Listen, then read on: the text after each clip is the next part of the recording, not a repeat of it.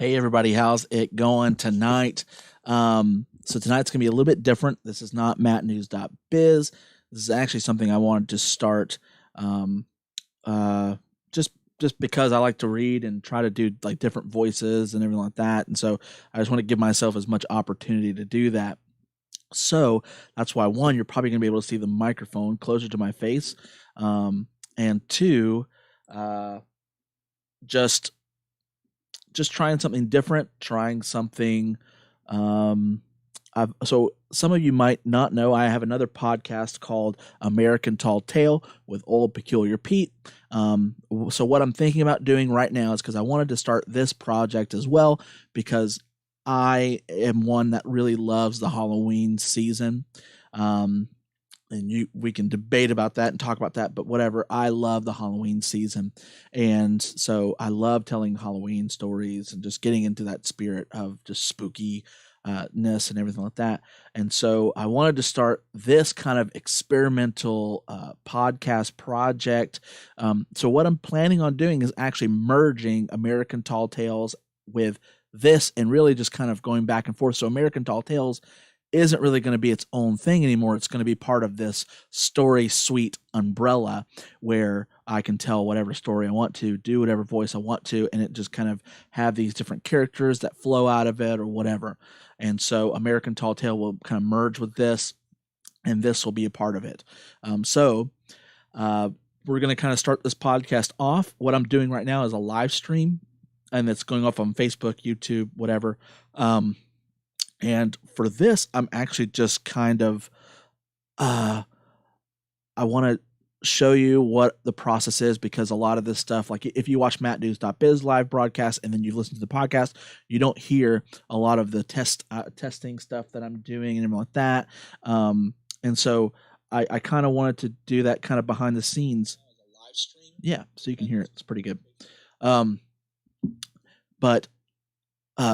So you're going to see like the podcast being made, but then you'll be able to hear it differently when you actually listen to it later on. So anyways, so I'm going to go ahead and get started. I'm going to do this little weird intro and then get started in the story. Okay, so hello everyone. Welcome to my experimental podcast, Story Suite. Each week, I will tell a whimsical tale in order to stretch my vocal cords a bit. To kick off this month of October, I will be reading Edgar Allan Poe's classic tale of murder, The Telltale Heart. Enjoy.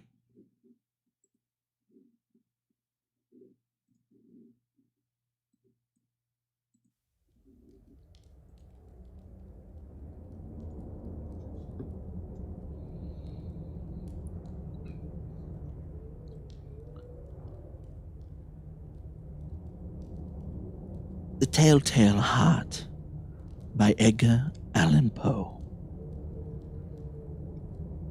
True, nervous, very, very dreadfully nervous I had been and am. But why will you say that I am mad? The disease had sharpened my senses, not destroyed, not dulled them. Above all was the sense of hearing acute. I heard all things in the heaven and in the earth. I heard many things in hell. How then am I mad?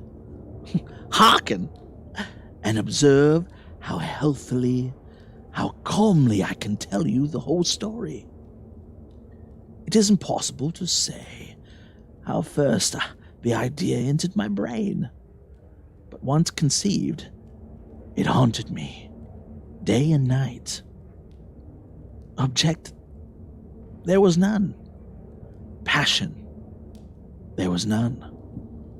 I loved the old man. He had never wronged me.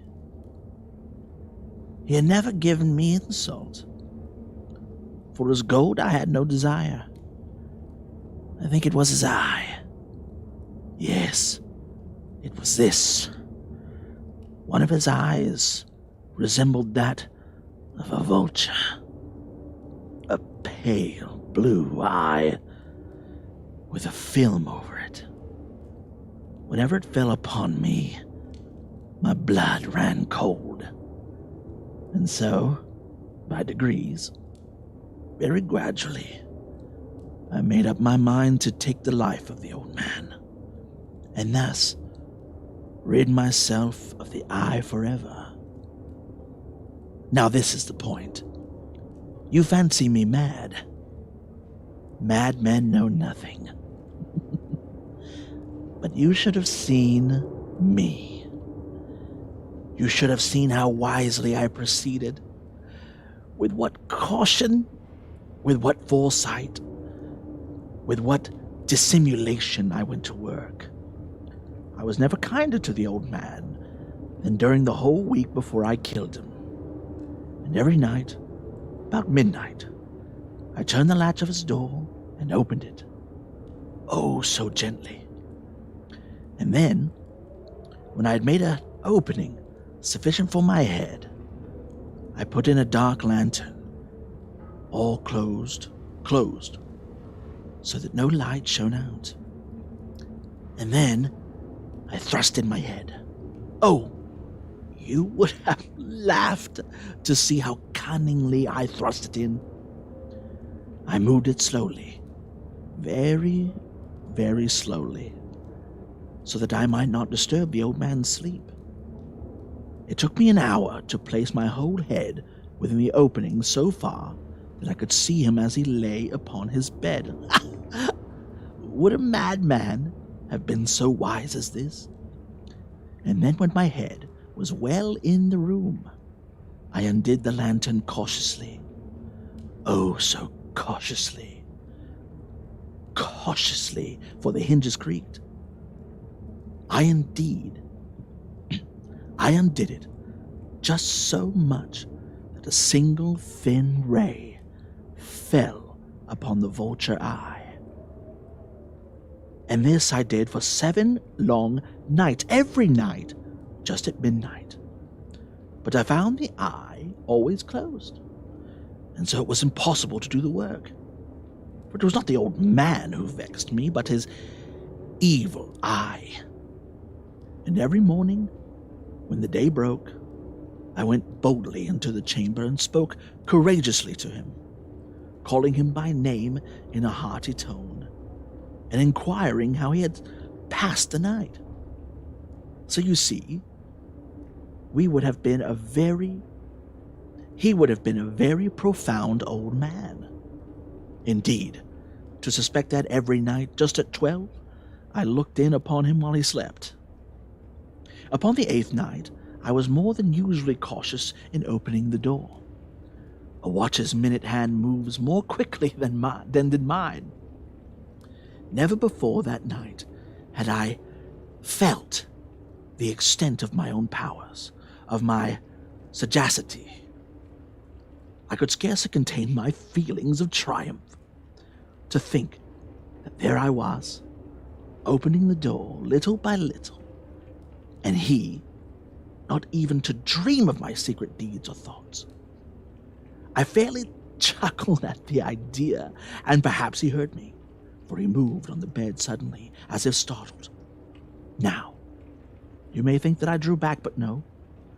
His room was as black as pitch, with a thick darkness, for the shutters were closed fastened through fear of robbers. And so I knew that he could not see the opening of the door. And so I knew that he could not see the opening of the door. And I kept pushing it on steadily.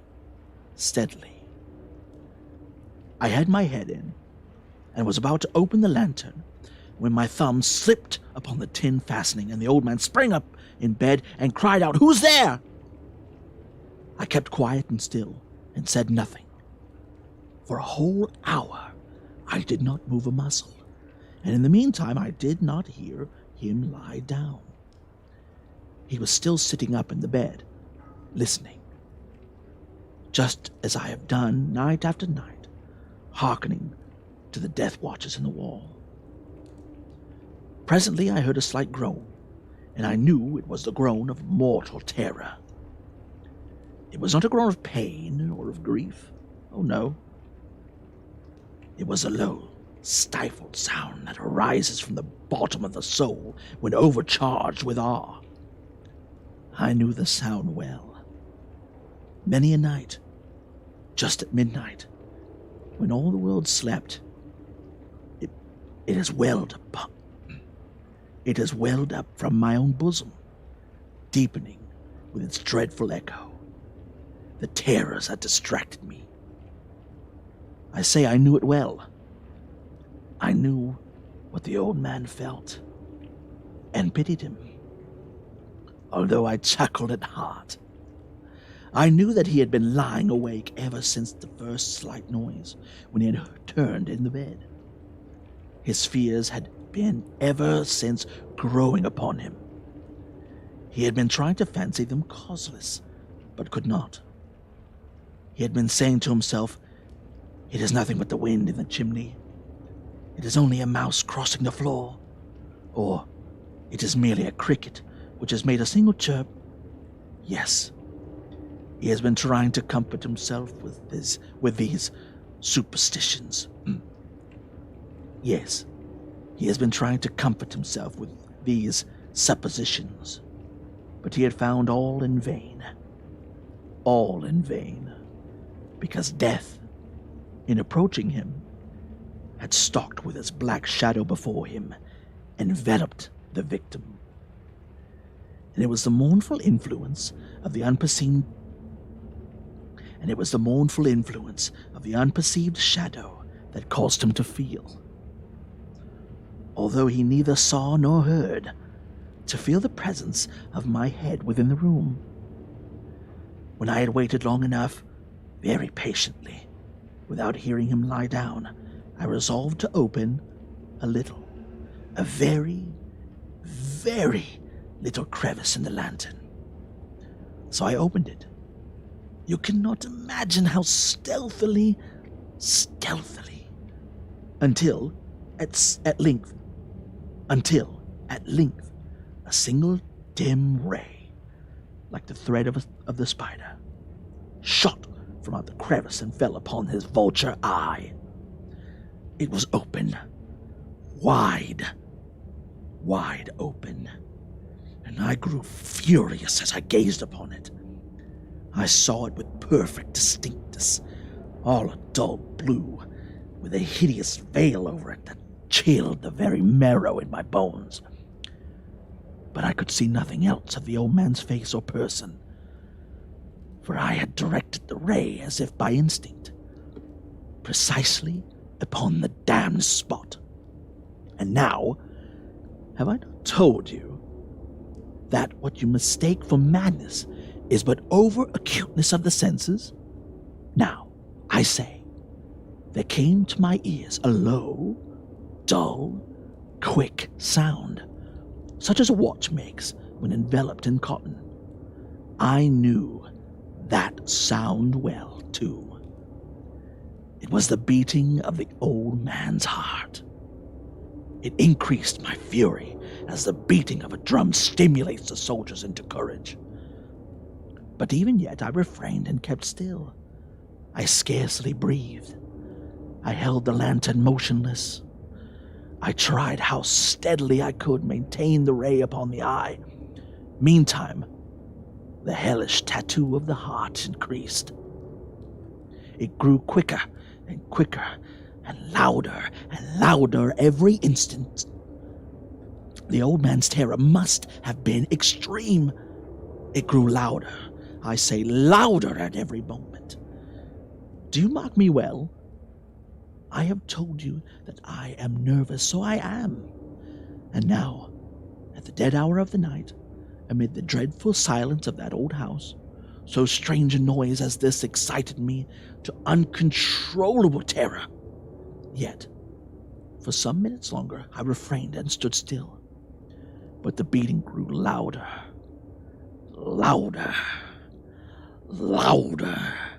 I thought the heart must burst. And now a new anxiety seized me. The sound would be heard by a neighbor. The old man's hour had come. With a loud yell, I threw open the lantern and leaped into the room. He shrieked once only. In an instant, I dragged him to the floor and pulled the heavy bed over him. I then smiled gaily to find the deed so far done. But for many minutes the heart beat on with a muffled sound. This, however, did not vex me. It would not be heard through the wall. At length, it ceased.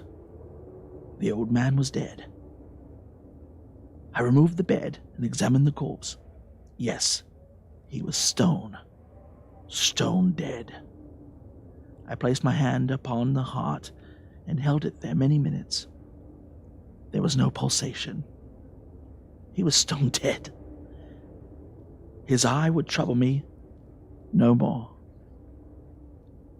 If still you think me mad, you will think so no longer when I describe the wise precautions I took for the concealment of the body. The night waned, and I worked hastily, but in silence. First of all, I dismembered the corpse. I cut off the head, and the arms, and the legs. I then took up 3 planks from the flooring of the chamber, and deposited all between the scantlings.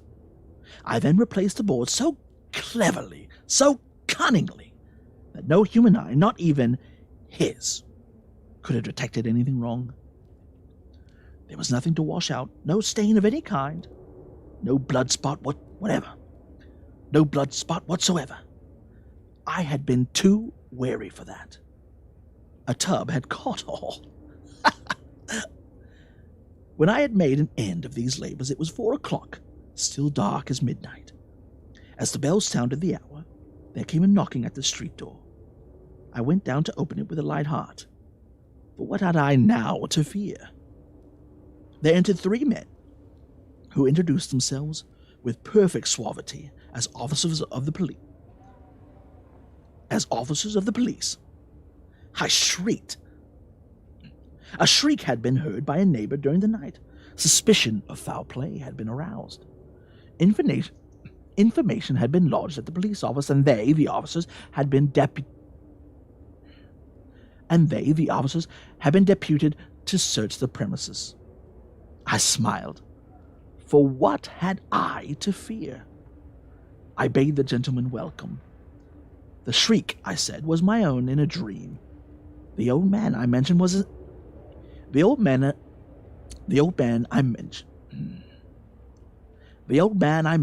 absent in the country. I took my visitors all over the house. I bade them search well. I led them at length to his chamber. I showed them his treasures, secure, undisturbed. In the enthusiasm of my confidence, I brought chairs into the room. I desired